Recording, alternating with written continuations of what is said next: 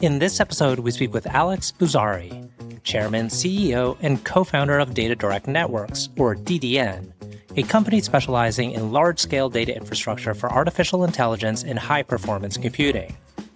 DDN has supported over 500,000 GPUs and has enabled tens of exabytes of data across enterprise AI, analytics, and research workloads.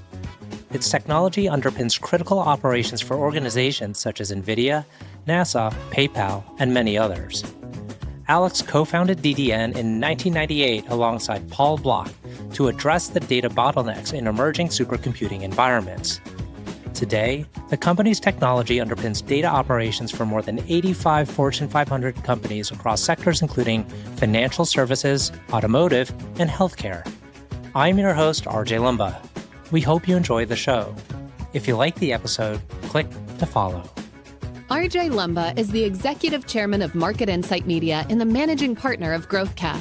He is the host of Great Entrepreneurs, a podcast for driven entrepreneurs and business owners. Our podcast covers all topics related to the entrepreneurial journey, from ideation to execution to optimization and to reaping the rewards of a well-run business. In the minutes ahead, we'll share with you unique insights and tactics from some of today's most accomplished and inspiring entrepreneurs.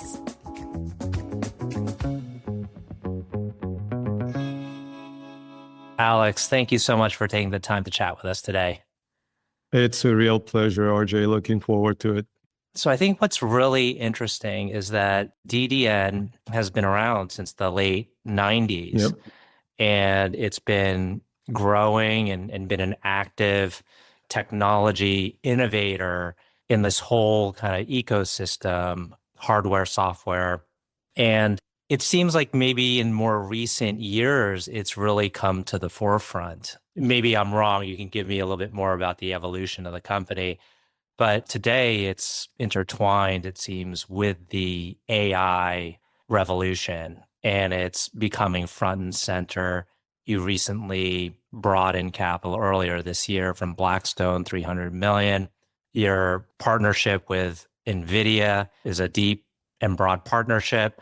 So maybe to start off, for the benefit of our audience, tell us a little bit about that journey that DDN has been on from the early days up to today.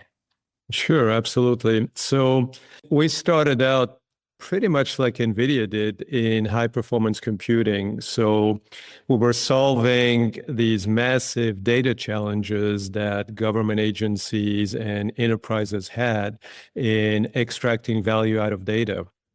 So they were using these large supercomputers, and they did not have the data processing capability that would keep up with the supercomputers. So we developed technology that solved that problem.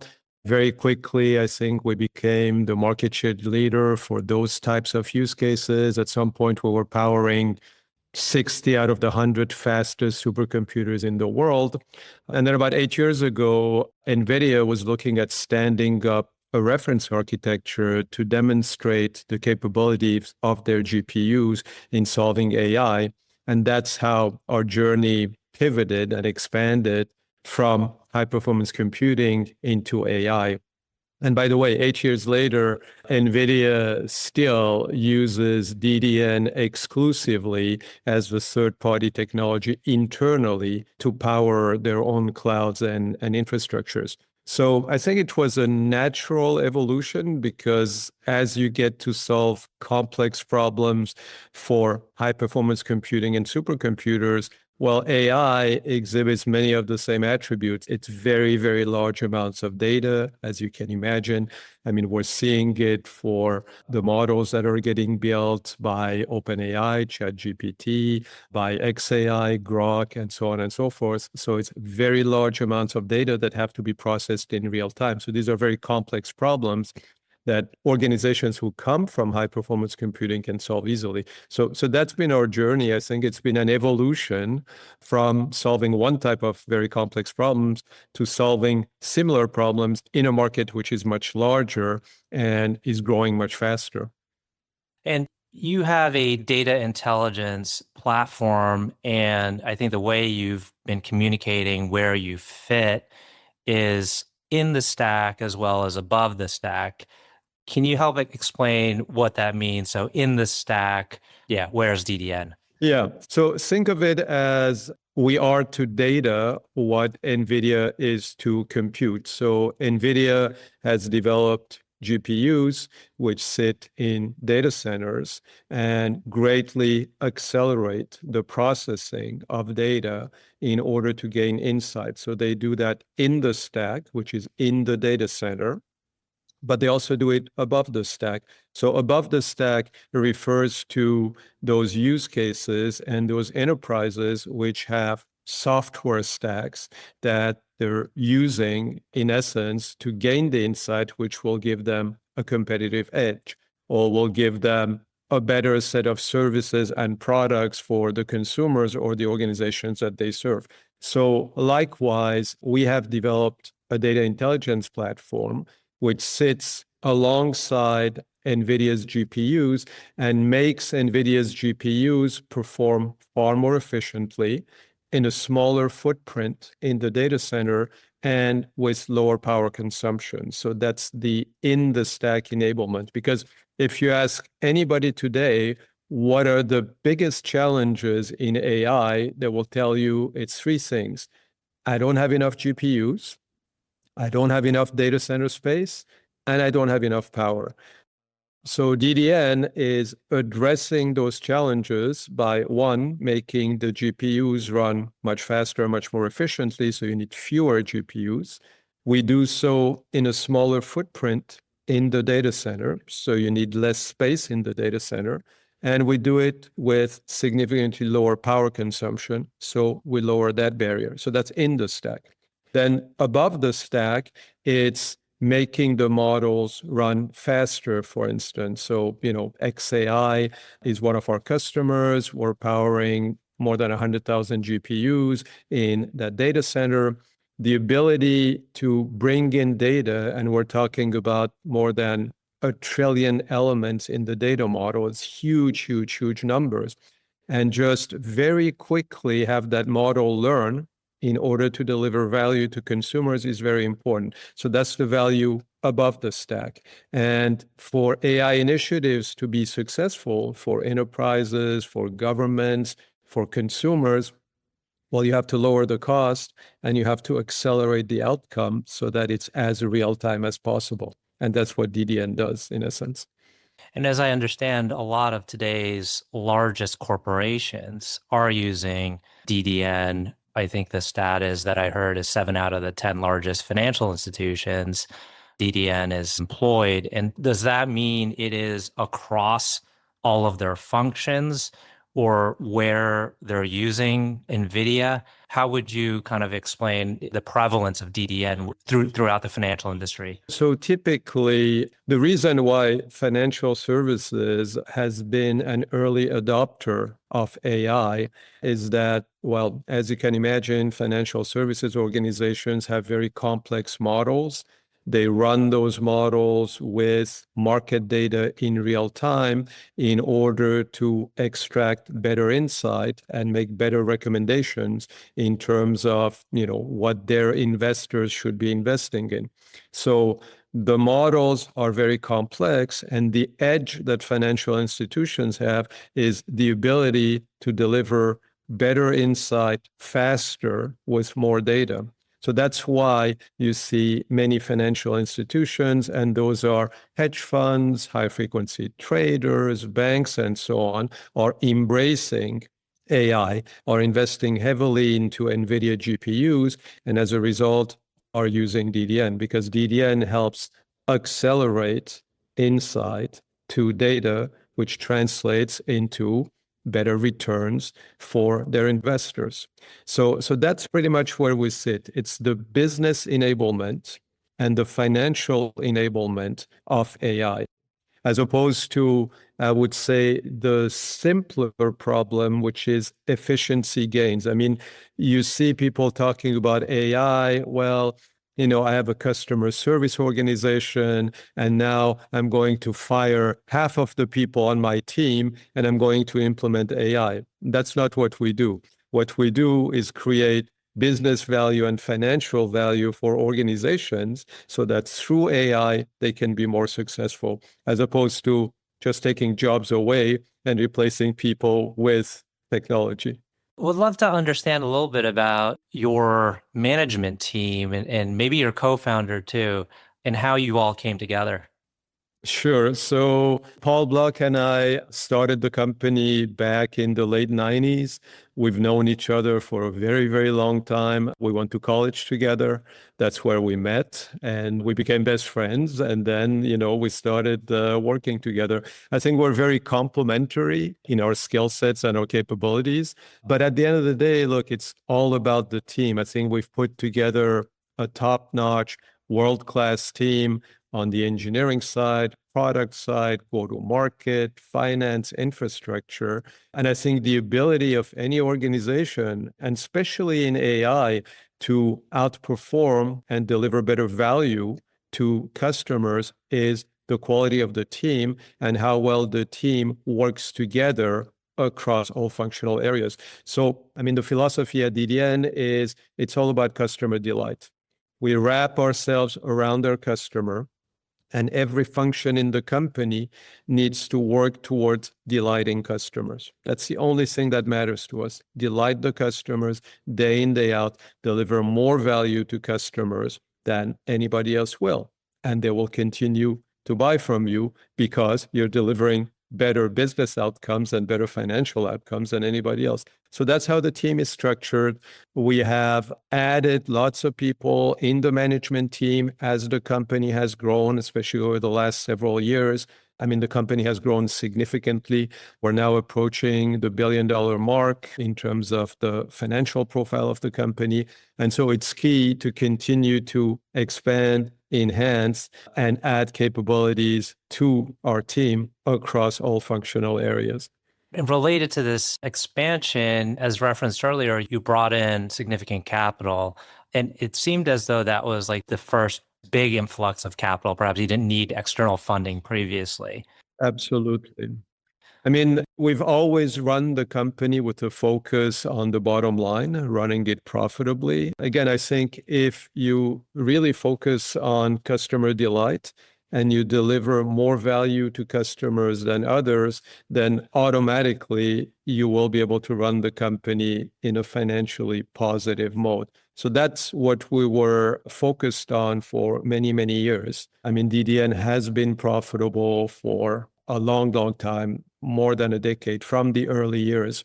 But last year, as AI started expanding, we started getting approached by more and more organizations, financial organizations, strategic organizations saying, hey, we want to be part of your journey. And our question always would be, what value do you think you can deliver other than capital? Because capital is not something that we need. The company is generating enough capital to sustain its growth rate. And Blackstone came to us with a very interesting approach. They said, look, the way we do things, we invest in industry pivots. We identify industries where something fundamental is going to change. We research that industry very, very well, and we place strategic bets. We do not spread our dollars across lots of companies. And so we've looked at AI, and we feel that in AI, there are two areas where there will be significant opportunities for growth and therefore for financial rewards. One of them is the whole data center and cloud side. And they said we've selected CoreWeave. And CoreWeave, just had a very successful IPO. The stock is on fire. The company is doing extremely well. And they said the other area is data. So I think they saw it as data intelligence. And they said, we can help you expand and accelerate our growth and get you ready for the next phases of your journey. So that's how we engaged with Blackstone. And the relationship has been phenomenal. They have actually done what they said they would do. As opposed to making promises and not delivering, they've actually over-delivered in being very wise, strategic advisors. And because of the network of organizations they're involved in, they've been very helpful in opening doors for us and putting us in front of the right people so that we can deliver this value-add message to a larger set of customers. Given the compelling nature of what your value proposition is to a lot of corporations out there, assuming the constraint isn't demand, like to your growth, to your company's growth, what is the constraint to really just quickly accelerating, expanding the business? Sure. So I think the constraint is in multiple places. The first one is many organizations by now are aware of the fact that they should do something about AI. And of those, I think a large number are somewhat at a loss as to, well, what is it that we should do with AI that will generate substantial value? So I think one of the areas where AI adoption can get accelerated is making it easier for enterprises, for organizations to understand how AI can benefit them strategically, business-wise, and financial-wise, and making the deployment of AI in their organizations as transparent and seamless as possible. So we've developed a software layer which basically sits in our overall data intelligence platform that ensures that organizations, whether they consume AI in their own data center or at a hyperscaler, like let's say Google or Oracle OCI, or in what is called an NCP, these are neo cloud providers such as CoreWeave, that experience and that value add is transparent and seamless. So that's one area.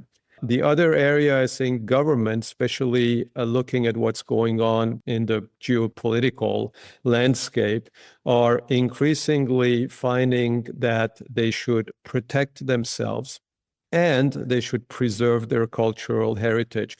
So we're involved in lots of government sovereign AI initiatives worldwide. I mean, this is from Asia Pacific to Europe to the Middle East to the US, where it's building out AI infrastructures in order to benefit their nations. The constraint there is the time it takes to build these data centers, the time it takes to bring power to these data centers. So all these things are being worked on by everybody collectively within AI. And I think the industry is certainly growing very, very rapidly. Looking at the rate of adoption at some of the AI frameworks, I mean, look at ChatGPT, look at Grok, the rate of adoption, how quickly these things are happening. But I think little by little, we will see enterprises embracing AI as the ease of use increases, as the return on investment gets lower. All of this will accelerate. So it's a long-term journey. I think we're in the very early phases of it. It's extremely exciting because it's moving faster than anything I've ever seen. I mean, this industry is operating at a speed. I always call it unreasonable velocity because Jensen at NVIDIA is pulling the whole industry at unreasonable velocity. And I think it's a very, very exciting time to be in technology because we collectively are creating an industry where there is no precedent. So you get the opportunity to be creative and add value in ways that enterprises did not think was possible. So it's very gratifying. It's really a phenomenal time to be in this industry. We're entering the tail end of the conversation, but before I ask the two final questions, I'm curious, your educational background is phenomenal, Caltech, MIT, Stanford, and engineering focused. Did you ever foresee being an entrepreneur and CEO of a big company? Look, I always wanted to be an entrepreneur. I think Paul Bloch, my partner, always wanted to be an entrepreneur. I mean, we met at Caltech, and within half an hour, we're like, yep, we're perfectly aligned. This is what we want to do. Because I think you really get to, if you can do it well, it's a lot of hard work. I think it's part luck for sure, being at the right place at the right time in the right industry. It's being able to attract the right talent, building the right team who embraces your vision and works alongside you to create all of this a reality. I think it's extremely exciting. You get to deliver true value to organizations. You get to invent things that have not existed before. And I think you get to put your brains to use If you do it well, you also create lots of jobs. So it's a great, great thing. I think being an entrepreneur is a great thing. Now, the key thing, I think, is the earlier you start, the easier it is, because the more you wait, well, now you have a family, you're married, you have children, responsibilities. And so starting early, I think, is the right way. It's always my advice. Start early. What do you have to lose? It doesn't work out. You can always go and do something else. Start early. If you have the passion, you need the passion. Wonderful. Another question before I enter the final two is I recently saw an interview, and I think it was you and Jensen, and Jensen was wearing his, traditional black attire. You had this wonderful green suit on. And every time I've seen a video of you, you've had another amazing outfit on. Is it all from Italy? Where does your attire come from? So, I love to design. It's a way to disconnect my brain from technology, but at the same time, there's creativity. So I design lots of things. I mean, I design furniture for the house, I design clothes, I design lots of things. I don't do it to sell because then you have all the headaches associated with that. I'd rather focus just on DDN AI, but it's that. And now speaking of Jensen, Jensen has a lot of those black leather jackets. It looks like he's always wearing the same one, but it's not the case. He has lots of them. They just happen to be very similar. But if you look closely at pictures of Jensen, you will see they're all somewhat different. It just so happens that I guess I'm more colorful, and he always tells me why and where do you find the time? I'm like, look, I disconnect my brain from this, and when I come back very refreshed. And he said, well, I just work 24/7 on NVIDIA. I said, well, yeah, because NVIDIA, you're much larger, so you have a much larger set of things to focus on. So you can just circle through. DDN, it's basically data intelligence. We're not doing all the things that you're doing. Well, the fabrics and the color combinations are incredible. Thank you. Last two questions. One is, can you tell us about a person who's had a profound influence on you? Look, Jensen is unbelievable. Jensen is unbelievable because he combines three things, which is extremely hard. He has very long-reaching vision. He can see much, much further than pretty much everybody. And I've met, you name it, I've met lots and lots of people. Jensen is remarkable in just the accuracy of his vision in an industry which is moving so quickly. So he has that. Then he has the ability to break that down into very, very simple and profound statements which resonate with customers. For instance, I'll give you one example. I remember one time, he was in India and, he was basically talking to them about sovereign AI. And he said, would you rather sell wheat or bread? Right now you're selling wheat and somebody's turning wheat into bread, and then they're getting the profit associated with bread. Why don't you make bread? And that is so simple, but so profound. So that's number two, the ability to take very complex things and really simplify them in very powerful ways. And the third one is this incredible ability to execute at very, very high velocity. He literally pulls the industry at the speed of Jensen. So he's remarkable. He's my hero. And he's so nice. He's such a nice guy. He's such a nice person on top of everything else. Last question. Can you tell us about a charity, cause, or other endeavor that you're passionate about? Well, it's not clothes related, but things having to do with art. I'm very passionate about art in general. I think art is something that many people maybe don't care enough about. Everybody's focused on, I guess, bigger things. I think art and beauty, preserving that for generation is important. So I tend to get involved with art-related areas, whether it's museums, opera houses, ballet companies, and so on. Because, these are the things which help people step out of their daily challenges that they might have and dream. So I think it's important to help preserve. So I'm very passionate about it. Alex, thank you so much again for taking the time. It's been a great conversation. Thank you very much, RJ. I really appreciate it.